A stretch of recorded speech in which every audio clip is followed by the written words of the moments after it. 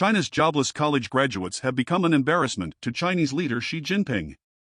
The unemployment rate among the country's youth has reached an all-time high, putting the country's severe economic troubles on display at home and abroad.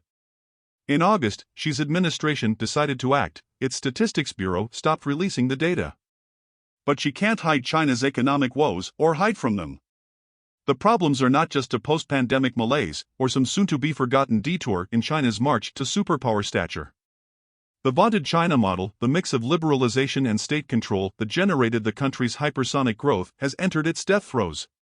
The news should not come as a surprise. Economists and even Chinese policymakers have warned for years that the China model was fundamentally flawed and would inevitably break down. But Xi was too consumed with shoring up his own power to undertake the necessary reforms to fix it.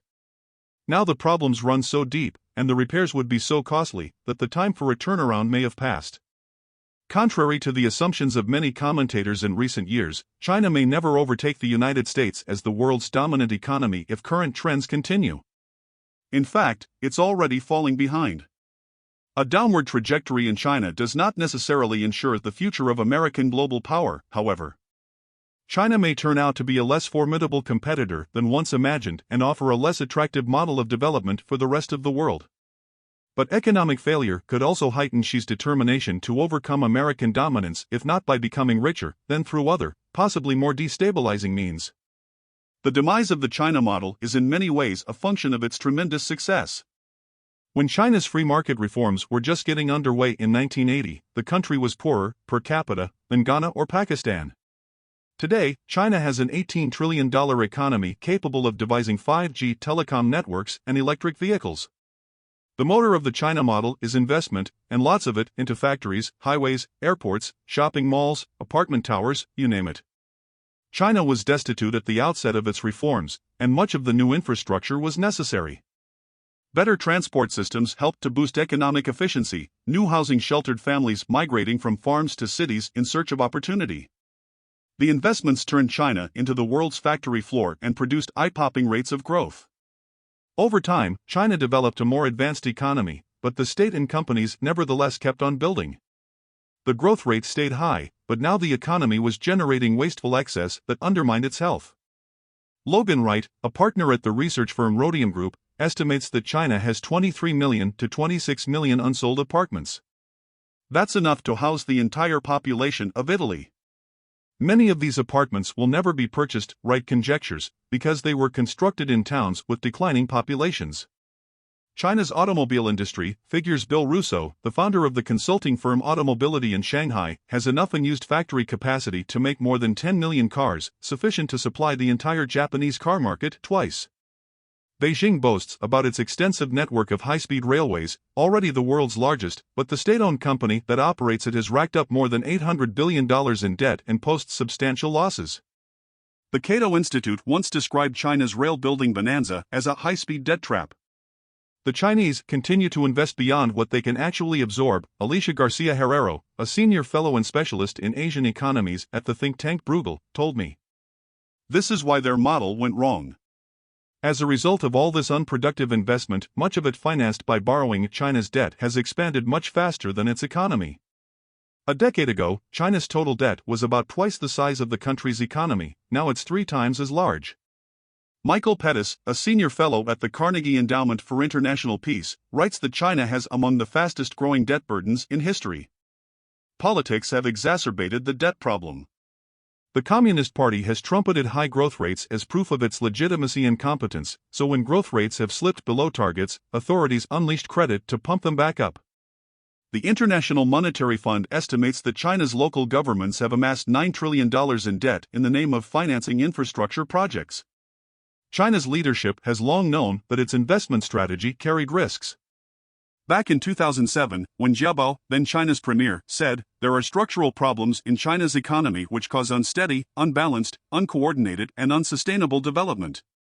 And Chinese policymakers knew exactly how to repair these problems. China had to rebalance, as economists say, meaning that it needed to decrease its reliance on investment and foster new engines of growth, especially domestic consumption, which is abysmally low compared with that of other major economies.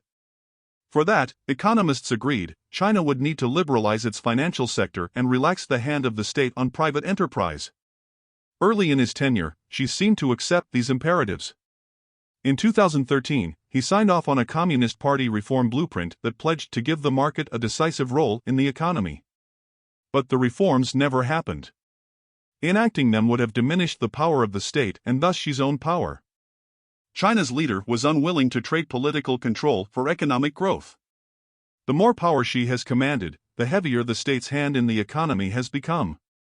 Xi has relied on state industrial policy to drive innovation, and he has imposed intrusive regulations on important sectors such as technology and education. As a result, China's private sector is in retreat. 2 years ago, private companies accounted for 55% of the collective value of China's 100 largest publicly traded firms, according to the Peterson Institute for International Economics. In mid-2023, that share fell to 39%. Now rebuilding the private sector's confidence is perhaps the most urgent task facing China's economic policymakers, the Cornell economist Ishwar Prasad told me, and on that score they don't seem fully cognizant of what needs to be done, or maybe they're just not willing to do it, and that I think has some fairly serious repercussions for China's growth.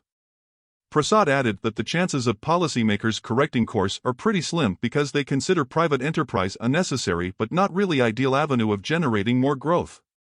At a time when China sorely needed to juice domestic consumption, Xi's draconian pandemic lockdowns delivered a devastating blow to incomes. The China model has cracked under the pressure, so little demand drives the economy that it has slipped into deflation, which, if it persists, could further discourage the investment and consumer spending that the economy needs to revive.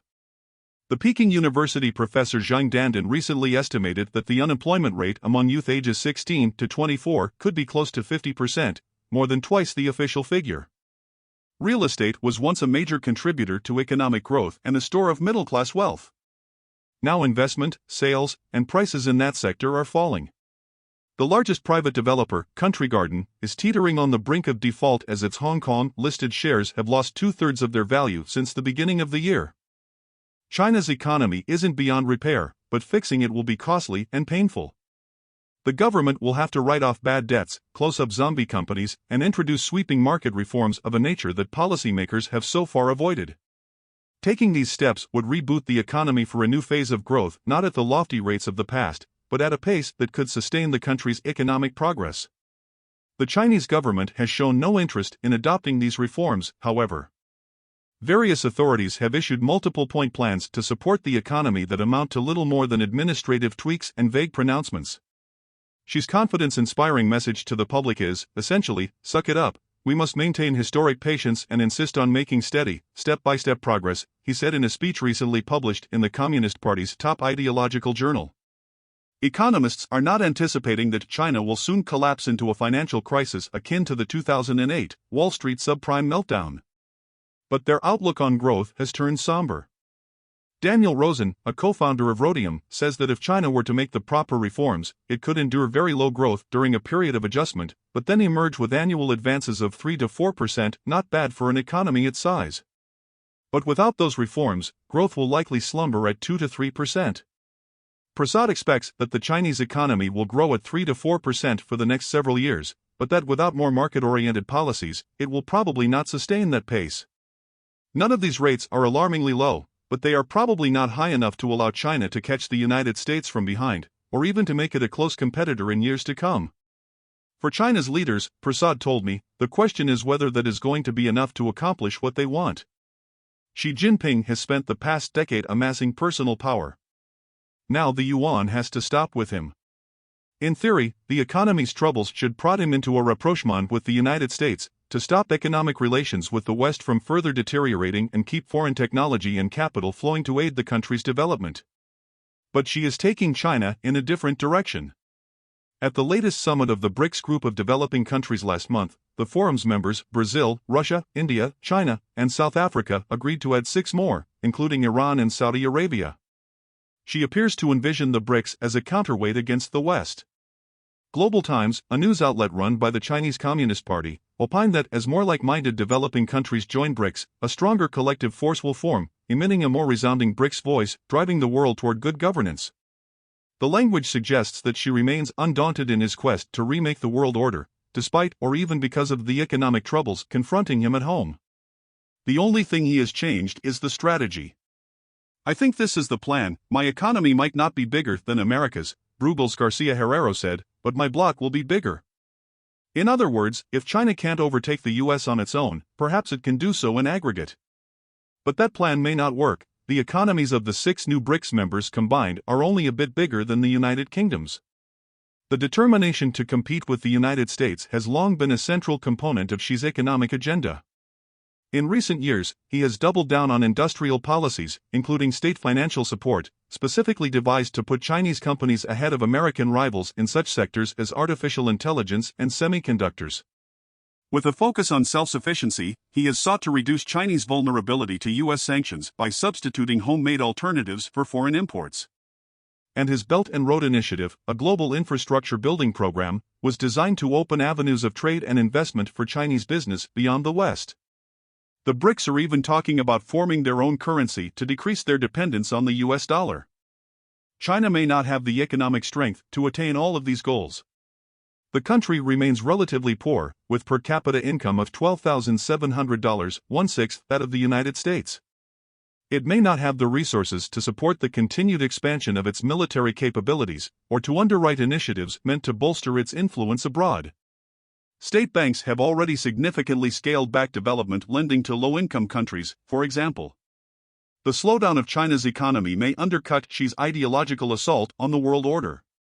By example, China has sought to demonstrate to the global South that democracy and development are not inseparable, and that autocrats can have wealth, international respect, and political power. Those claims are harder to make with a faltering economy. If anything, China's economic troubles suggest that authoritarian regimes cannot both tighten control and sustain economic progress, that, ultimately, political reform must accompany economic reform. Xi is unlikely to embrace this inconvenient truth. Rather, he will pursue his anti-West agenda with even greater urgency. If he can't point to rapid growth, then he'll have to find some other way to justify his repression to his own people, and a march for global primacy against American imperialists could do the job. Maybe Xi can't, or won't, make China rich, but at least he'll make China great.